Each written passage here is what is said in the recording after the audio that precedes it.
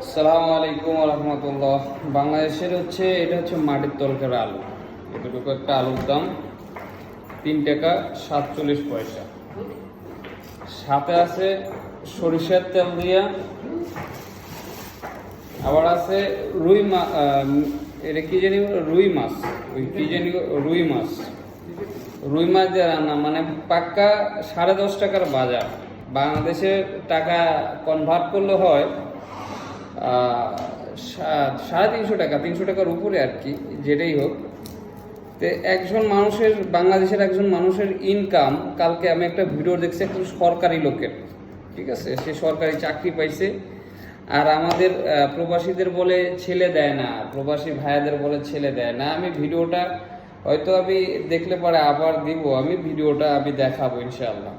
তো ছেলে দেয় না, আমি ওই ভাইরে বলি, ওই সরকারি জীবীরে বলি, কখনো এই বাজারগুলা, এই যে একবেলার রান্না, এটা কিন্তু আমার একবেলার রান্না, একবেলার খাবারের জন্য এই রান্না। তারপরে যে তেল আছে, অন্য ময় মশলা যেগুলো আছে, এগুলো তো ফ্রি, এগুলো আলাদা।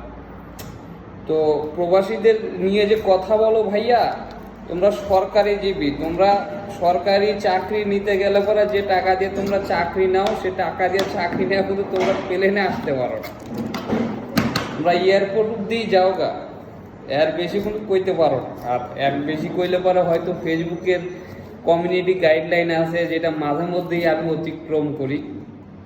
তো ভিডিওটা বেশি বড় করবো না আজকের এই ভিডিওটা, মানে আমি বইলে বুঝাইতে পারি না যে মানুষ, এই আমরা যে প্রবাসী, আমরা যে রেমিডেন্স যোদ্ধা, আমাদের যে একটা আলাদা